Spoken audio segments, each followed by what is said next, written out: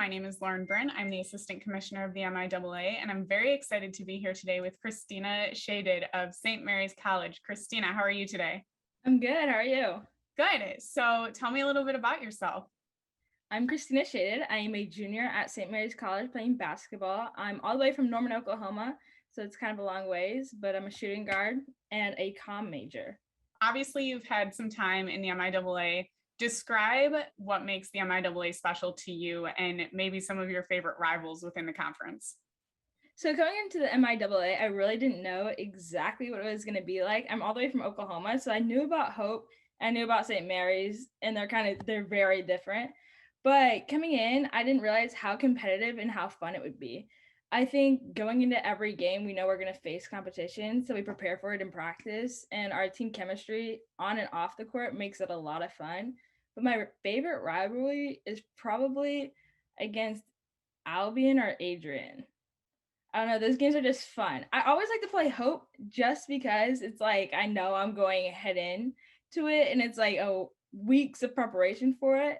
But those are my probably my favorite. What attracted you to Division III specifically? So I always wanted to play basketball in college and I always thought I wanted to play at the D1 level. But I also wanted to have that life, that social life, and that life to focus on school and my career going into college. And I knew D3 would be the perfect fit to where I could do both of those, play basketball and focus on school. Outside of basketball and school, what are some of your favorite hobbies? So I work a lot and I play basketball and I'm an athlete. So I don't have much free time, but I definitely love hanging out with my friends, just watching TikToks with them, making TikToks with them, doing just, the normal college thing. So your coach told me that you have an internship in the Notre Dame athletic department. Tell me what you do there, like a little bit about that. So I work in the Fighting Irish media department and I work specifically in the comm department. So I work with all sports, but this year I focus really on football. And so I do game days where I'd focus on fan interaction, going out and just getting content related to fans and them interacting with players before the game. And then I do like on-field work, taking pictures of them before the game, them stretching, just kind of like to show what the behind the scenes are. And then during the game, I would edit photos and send them. So it was kind of really stressful because I'd get like 500 photos and have to pick 5 that I liked and then send them out to everyone. But it was so much fun and I learned so much. You are a member of Galvanize, which is a group for women who are interested in working in sports. In your eyes, how important is it to have a group like this, especially in this male dominant industry? It is so important. Having girls with the same interests and career passions as you is just so encouraging and reminds you of your seat at the table. But being a part of this group has given me that seat at the table. I've been allowed to interview some incredible people and then get to know these girls like they're my sisters. So every day I'm just motivated, encouraged, shown creativity that I can use in my career and then I can share that with other people. And I think that's exactly what I wish I had growing up when I knew that I wanted to work in sports, because often when we watch sports, it's just these men that they're great, but it's so awesome to see people that look like you. So you did mention being able to interview some pretty impressive people. Who have you had the opportunity to interview? So I've interviewed a couple people, but my favorite person was Steve Weish of the NFL Network. It was my first interview, so I went in like so nervous, freaking out, like prepared for a week and a half. And it was for a Galvanize Who Not Do series. So we focused on who the person was rather than what their career was. And he had a pretty astounding career. He broke the Colin Kaepernick story. And to me, that was like something I looked up to for a long time.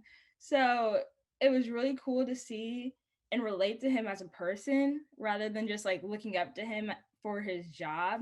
And he was just really encouraging, really motivating. He was able to get vulnerable, which I loved a lot. You're also involved in a group called Sistas in Sports, which is headed by Candace Bucker of the Washington Post. Tell me about this group and some of the opportunities that have come out of that. So this group is kind of similar, but it's Black women interested in sports journalism.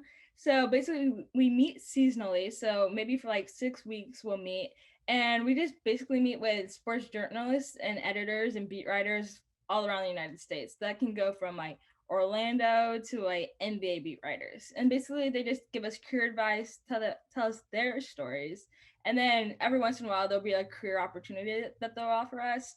And so I applied for the Ride Home Projects, which is a production company of ESPN.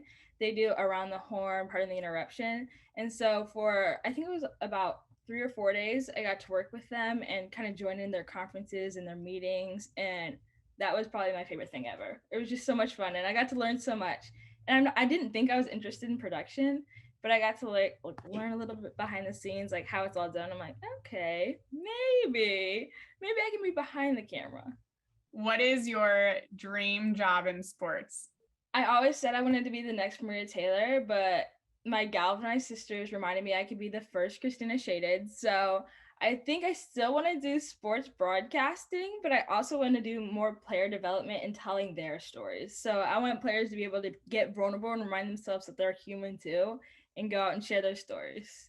If you had to give one piece of advice to, maybe young girls or even women looking to go into sports and to, pave the way for other women, what advice would you give? Don't give up. Find your group of sisters that will encourage you and motivate you. Just don't give up, because often when we look to sports, it's always men that we're watching, but there's so many incredible women that are part of it, and you can be just like them. You can be your own version of it. You can be your own hero. Well, Christina, it was a pleasure talking to you today, and best of luck to you and your team the rest of the season. Thank you. I appreciate it.